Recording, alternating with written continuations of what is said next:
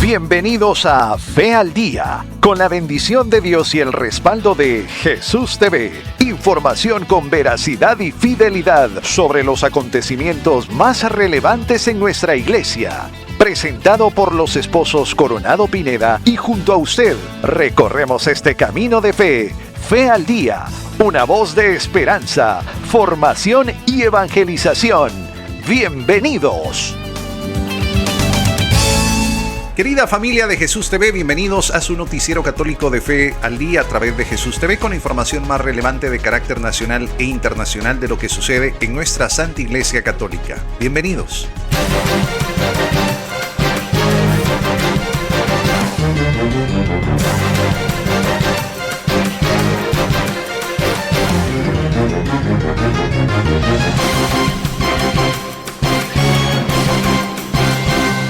Y el Adviento del 2025 comenzará el domingo 30 de noviembre y va a terminar el miércoles 24 de diciembre, que es la víspera de Navidad. El Adviento es un periodo de preparación espiritual, de reflexión dentro de nuestra tradición católica cristiana, durante la cual se espera la celebración del nacimiento de Jesús y la anticipada de su segunda venida.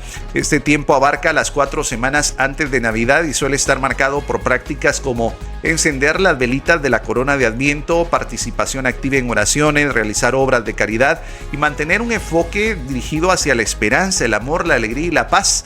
Cada domingo se enciende una vela distinta con un significado específico. Por ejemplo, el primer domingo es la vela de la esperanza o la profecía, el segundo domingo la vela de la fe o de Belén, el tercer domingo la vela de la alegría o del pastor, a menudo de color rosado, la Gaudet. El cuarto domingo la vela del amor o de los ángeles. Este tiempo de Adviento es una oportunidad para la meditación, para la reflexión, para el perdón, para la conexión con la familia y la comunidad mientras esperan los festejos de Navidad. Y es que el Adviento es un momento oportuno para buscar el sacramento de la reconciliación. Aunque sabemos que todas las personas somos pecadoras, puede ser a veces difícil reconocerlo y se necesita de gran valor para confesarlos, pero al hacerlo experimentamos paz y dicha como resultado de la gracia de Dios. Y justamente en esta temporada previa al Adviento hacemos la invitación para que usted pueda acercarse para poder tomar el bendecido sacramento de la reconciliación, que nos concede el perdón y la sanación que necesitamos. Al sanar a los enfermos, Jesús decía con frecuencia: tus pecados te son perdonados. Él vino a sanar el cuerpo y sobre todo a sanar el alma al predicar el arrepentimiento para el perdón de los pecados. Jesús estableció su iglesia para extender su presencia en la tierra y por eso la iglesia continúa el ministerio de Jesús de perdonar los pecados. En esta vida todos los pecados pueden ser perdonados si nos arrepentimos de ellos y buscamos el perdón de Dios. Los únicos pecados que Dios no puede perdonar son los que negamos traer ante su misericordia. Dios perdona los pecados ordinarios de muchas maneras. Sin embargo, San Juan nos dice que algunos pecados implican tal separación de Dios que son mortales para el alma. El Adviento, recordemos que es la víspera de la Navidad, es un periodo de preparación, es un momento para poder acercarnos a la reconciliación, hacer la reflexión espiritual, durante la cual en este periodo se espera la celebración del nacimiento de Jesús.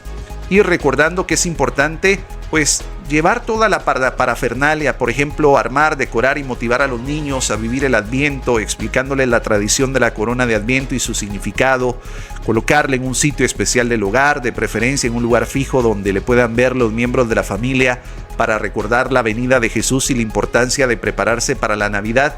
También distribuir, por ejemplo, entre los miembros de la familia la preparación de cada liturgia para que todos participen y se sientan involucrados. Algunas acciones podrían ser arreglar y limpiar el lugar donde se ubica la corona antes de comenzar la liturgia, encender y apagar las velas. Son actividades que podemos compartirle o asignar a los pequeños de la casa para que vayan aprendiendo. O por ejemplo, dirigir el canto o poner algún villancico o dirigir las oraciones y leer las lecturas. Y sobre todo, para involucrar a más miembros de la familia, podemos designar con papelitos y sorteos en qué hogar se va a celebrar la corona de Adviento en los próximos 4 domingos. Y les recordamos, para este año estará empezando el próximo 30 de noviembre.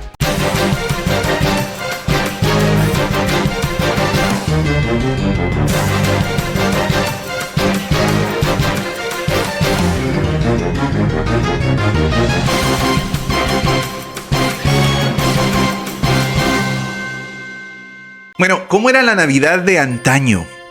Era una fiesta contemplativa, era una fiesta solemne, era una fiesta sin árbol de Navidad.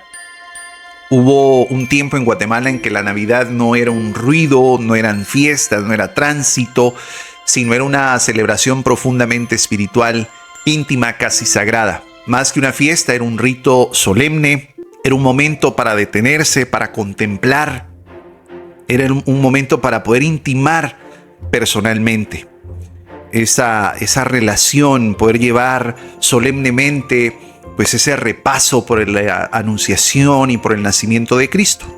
El niño Dios esperando su día, el día del nacimiento, los pastores con sus ovejas, la Virgen en su manto azul, San José como guardián silencioso, y las familias pasaban pues esos momentos contemplativos, horas y horas entre rezos, entre oraciones, entre contemplación, entre la creación del nacimiento, moldeando las montañas con papel, poniéndole el aserrín, el musgo, elaborando incluso las figuritas, y por las noches pues se olía el rosario a manzanilla, el olor a ponche, el olor a tamal.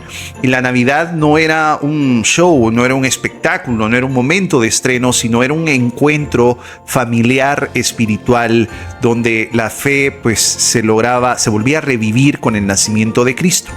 Y siendo una tierra colonizada por españoles, es importante empezar y remontarnos hasta el año 1651, justamente un personaje de una familia de abolengo, pero que económicamente tenía sus problemas, y que decidió a los 23 años tomar un barco y venir hacia las Américas. Primero, pues llegaría a Cuba y posteriormente a Guatemala. Estamos hablando del santo hermano Pedro de Betancur. Yo quiero imaginarme, y es que algunos datos históricos revelan que el hermano Pedro tuvo la oportunidad de presenciar algunas obras puestas en escena en su niñez que justamente relataban el momento de la anunciación y la venida de Cristo a esta tierra. Y en ese momento, pues él toma las ideas de estos autos sacramentales, de estas obras, y quiere replicarlas ya en Guatemala. En Europa medieval los nacimientos ya se realizaban, pero se hacían solamente en las iglesias. Y era una tradición muy bien establecida. Él acá en Guatemala pues insta a replicarlos en las iglesias, pero también en los hogares de quienes residían en la antigua Guatemala de aquella época. Y entonces los nacimientos van enriqueciendo esta temporada en Guatemala con estas tradiciones prehispánicas que hasta la fecha pues algunos hogares todavía tienen la costumbre de realizar los tradicionales nacimientos con la adición de algunas frutas, hojas aromáticas o decorativas. Y es que los nacimientos chapines asocian justamente este momento histórico para la fe cristiana con aromas especiales y esos follajes de pino y ciprés que por supuesto identifican la verdadera Navidad guatemalteca. Y acá es donde la Navidad tiene un ritmo solemne. Sin embargo, en 1864 surge en la Iglesia Católica un decreto promovido por Papa Pío, donde proclama el dogma de la concepción inmaculada de María, Madre de Dios. Es una tradición que ya llevaba 9 o 10 siglos, pero sería oficializada hasta en 1864. Cuenta la historia que en 1870 en San Miguel Petapa convivían españoles con criollos, mestizos e indígenas, y debido a los conflictos de clases sociales, los criollos y los españoles y los mestizos deciden solicitar un cambio y cambiarse de San Miguel Petapa a lo que hoy en día conocemos como Villanueva. Esto con el objetivo de no relacionarse con los indígenas. Los indígenas ya habían tomado como patrono a San Miguel Arcángel. Entonces ellos se llevan para Villanueva a la Virgen de Concepción.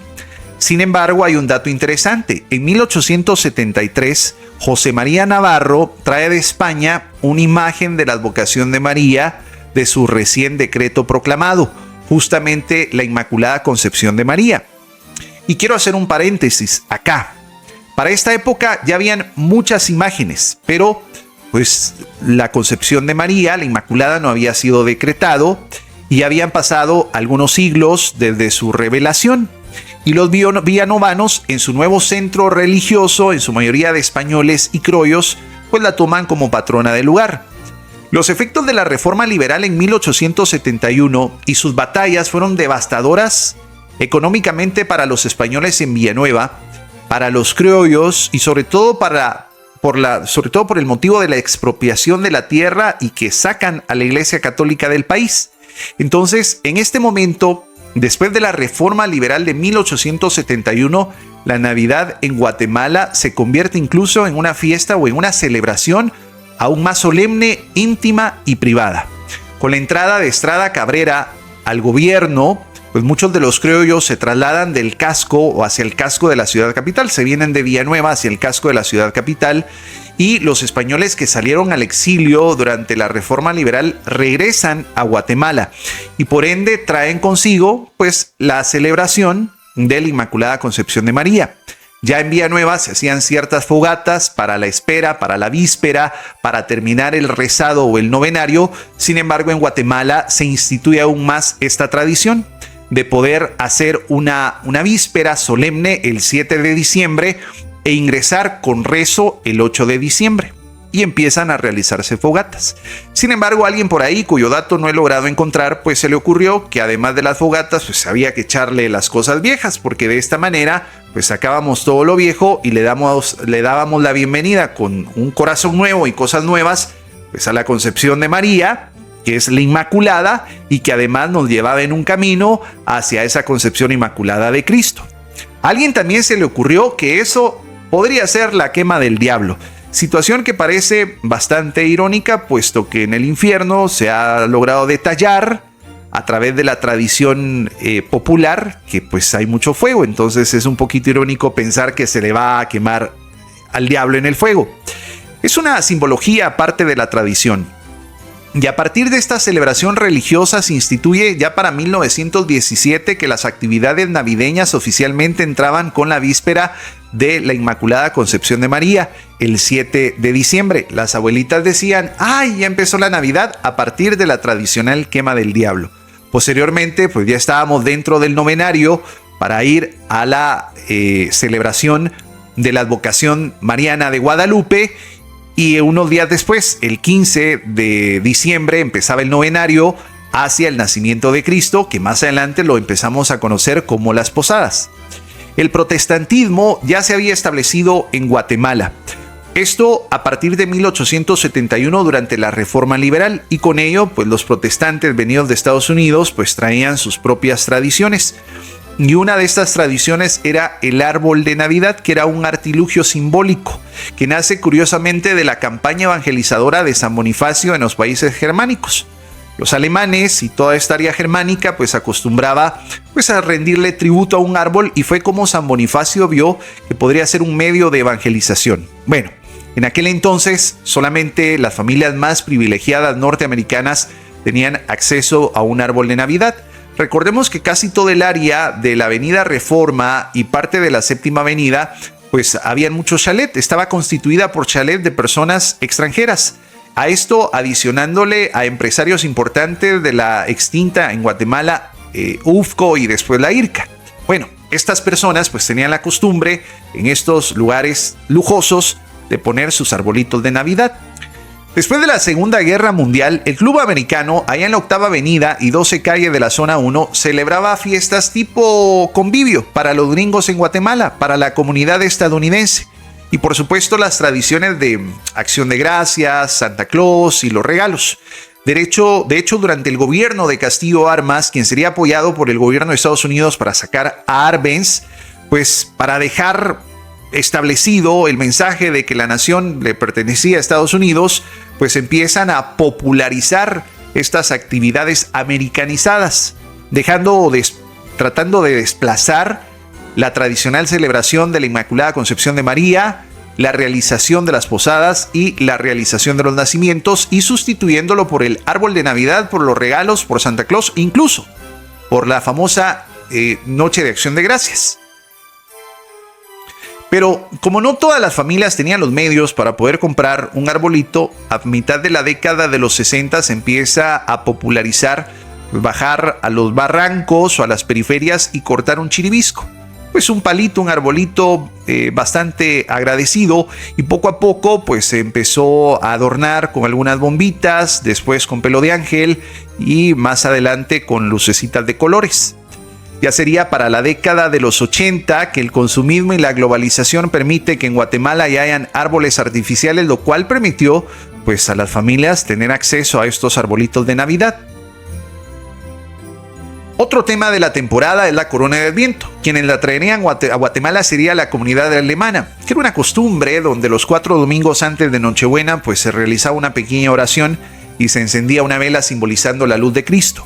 Y al igual que el árbol de Navidad, pues era una fiesta pagana, y San Bonifacio entendió el sincretismo de estas hordas y con el objetivo de evangelizar, pues le da un contexto espiritual. Debido a la Primera Guerra Mundial, los alemanes vienen a Guatemala con estas costumbres, especialmente de la corona de Adviento, pero lo hacen de forma muy simbólica y privada. Sería hasta en el gobierno de Castillo Armas en 1954 que las familias guatemaltecas empiezan a practicar la corona de Adviento, siendo una de las principales actividades religiosas que pues anuncia la llegada de la Nochebuena 4 domingos antes del 24 de diciembre. Y de esta manera se vivía la Navidad en nuestra Guatemala antañona.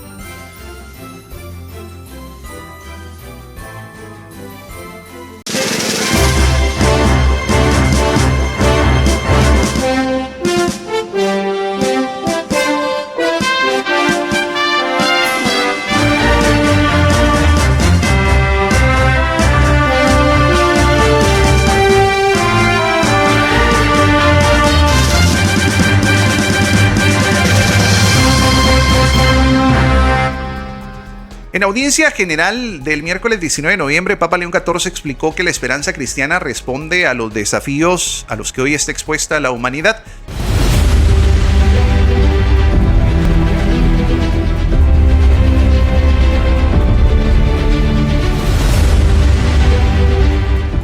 Lectura del Santo Evangelio según San Juan.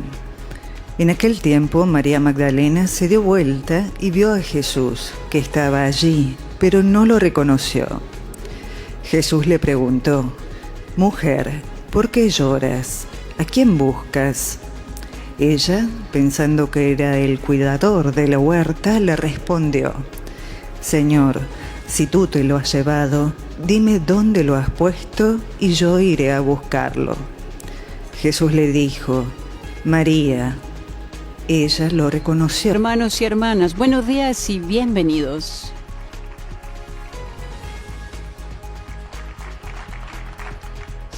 Estamos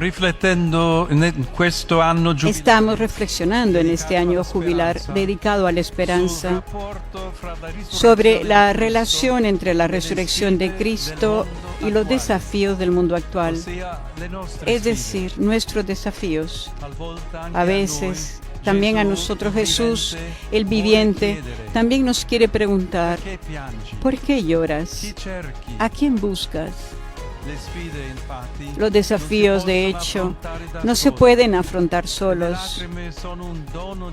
Y las lágrimas son un don de vida cuando purifican nuestros ojos y liberan nuestra mirada. El evangelista Juan nos llama la atención sobre un detalle que no encontramos en los otros evangelios. Llorando cerca de la tumba vacía, la Magdalena no reconoció enseguida a Jesús resucitado, sino que pensó que era el custodio del jardín. De hecho, ya narrando la sepultura de Jesús al anochecer del Viernes Santo, el texto era muy preciso. En el lugar donde había sido crucificado había un huerto, y en el huerto un sepulcro nuevo, en el que nadie todavía había sido depositado. Allí, pues, porque era el día de la preparación de los judíos y el sepulcro estaba cerca, pusieron a Jesús.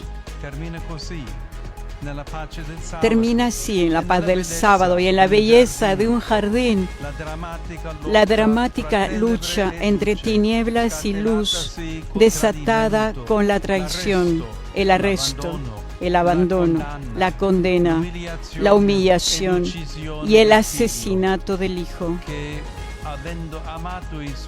que habiendo amado a los suyos que estaban en el mundo, los amó hasta el extremo. Cultivar y custodiar el jardín es la tarea originaria que Jesús llevó a su término. Su última palabra en la cruz está cumplido. Invita a cada uno a reencontrar la misma tarea, su tarea. Por esto, inclinando la cabeza, entregó el Espíritu. Queridos hermanos y hermanas, María Magdalena entonces no se equivocó del todo, creyendo que encontraba el cuidador de la huerta. De hecho, debía volver a escuchar el propio nombre y comprender la propia tarea del hombre nuevo, la que en otro texto de Juan dice: hago nuevas todas las cosas. El Papa Francisco, con la encíclica Laudato Si, nos indicó la extrema necesidad de una mirada contemplativa. Si no es cuidador del jardín, el ser humano se convierte en su devastador. La esperanza cristiana, por lo tanto, responde a los desafíos que enfrenta toda la humanidad hoy, deteniéndose en el jardín donde se colocó el crucificado como una semilla para volver a brotar y dar mucho fruto. El paraíso no está perdido, sino que es encontrado. La muerte y la resurrección de Jesús, por lo tanto, son el fundamento de una espiritualidad de la ecología integral, fuera de la cual las palabras de la fe se quedan sin conexión con la realidad y las palabras de la ciencia se quedan fuera del corazón. La cultura ecológica no se puede reducir a una serie de respuestas urgentes y parciales a los problemas que van apareciendo en torno a la degradación del ambiente, al agotamiento de las reservas naturales y a la contaminación. Debería ser una mirada distinta, un pensamiento, una política, un programa educativo, un estilo de vida y una espiritualidad que conformen una resistencia. Por esto, hablamos de una conversión ecológica que los cristianos no pueden separar de ese cambio de dirección que le requiere seguir a Jesús. El hecho de que María se volviera aquella mañana de Pascua es una señal de esto. Solo de conversión en conversión pasamos de este valle de lágrimas a la nueva Jerusalén. Tal pasaje que empieza en el corazón y es espiritual, modifica la historia, nos compromete públicamente, activa solidaridad que desde ahora protegen personas y criaturas de las ansias de los lobos, en el nombre y fuerza del ángel pastor. Así, los hijos y las hijas de la Iglesia pueden hoy encontrar millones de jóvenes y de otros hombres y mujeres de buena voluntad que han escuchado el grito de los pobres y de la tierra, dejándose tocar el corazón. Son muchas también las personas que desean, a través de una relación más directa con la creación, una nueva armonía que los lleve más allá de tantas laceraciones. Por otro lado, además, el cielo proclama la gloria de Dios. El firmamento pregona la obra de sus manos. El día al día le pasa el mensaje, la noche a la noche se lo susurra, sin que hablen, sin que pronuncien, sin que resuene su voz. A toda la tierra alcanza su pregón y hasta los límites del orbe su lenguaje. el Espíritu nos dé la capacidad de escuchar la voz de quien no tiene voz. Veremos entonces lo que los ojos aún no ven, ese jardín o paraíso al que solo nos acercamos acogiendo y cumpliendo cada uno su propia tarea.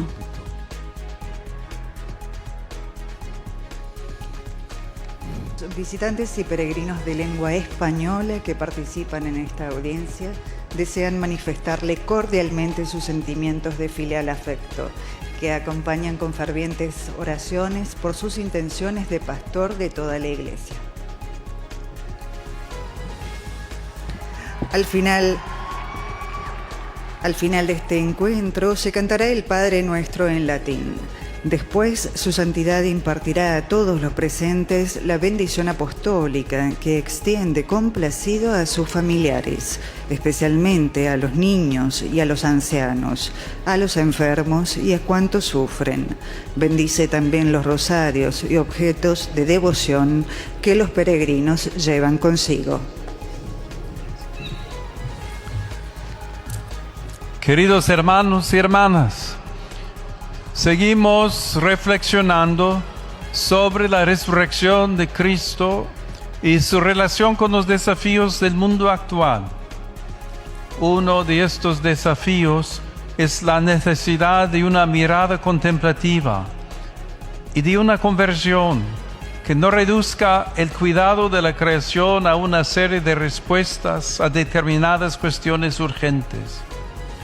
En el relato evangélico de la mañana de Pascua, encontramos a María Magdalena en el jardín del sepulcro, que llora la ausencia de Jesús.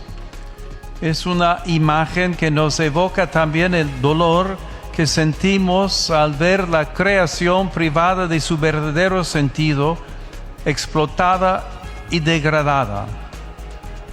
Pero Jesús va al encuentro de María, que aunque al inicio lo ve como el simple cuidador de ese jardín del Edén, después llega a reconocerlo como el Maestro y el Señor que hace nuevas todas las cosas.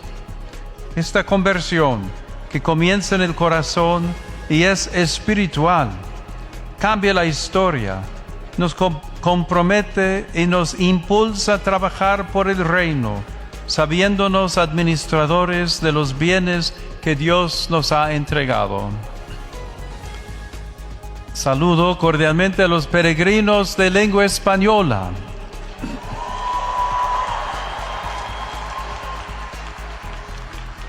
Pidamos al Señor el don de saber cultivar una espiritualidad capaz de hacer germinar ese grano de trigo que, como semilla de esperanza, ha sido depuesto en el sepulcro, Cristo muerto y resucitado por nuestra salvación, de modo que el cielo y la tierra proclamen siempre la gloria de Dios y la obra de sus manos.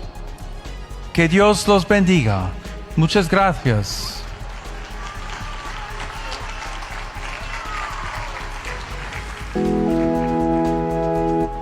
Pater noster, qui es in celis, sanctificetur nomen tuum, adveniat regnum tuum, fiat voluntas tua, sicut in cielo et in terra.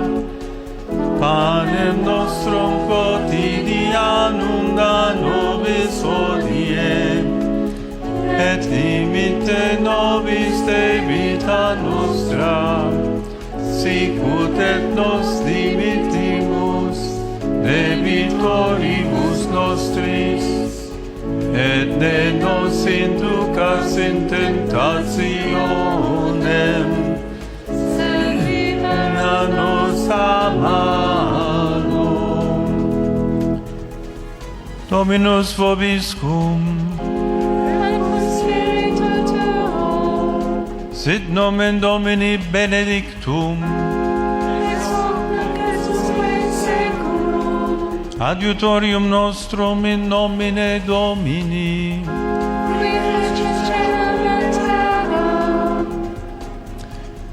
Benedicat vos omnipotens Deus, Pater et Filius et Spiritus Sanctus.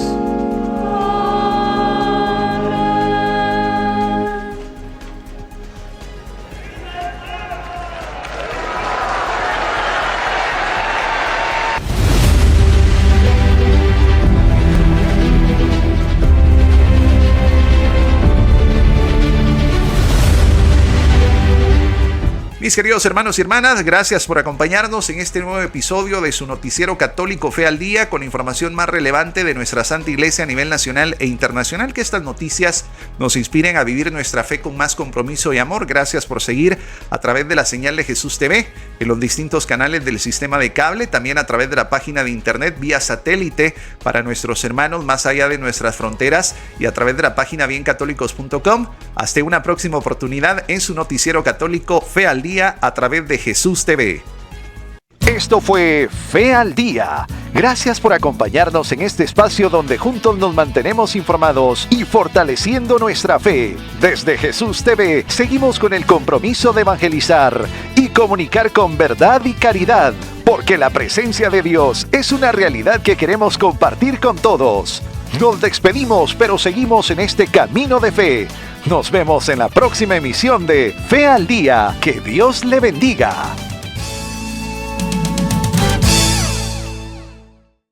En Medicina Integral Pulso, tu salud es nuestra prioridad, con especialidades de primer nivel, tecnología avanzada, medicina general, emergencias, rayos X, ultrasonido, especialidades, odontología y laboratorio. Agenda tu cita hoy. Porque sentirte bien es vivir mejor. Búscanos en redes sociales como Pulso. Pulso. Cuidamos de ti.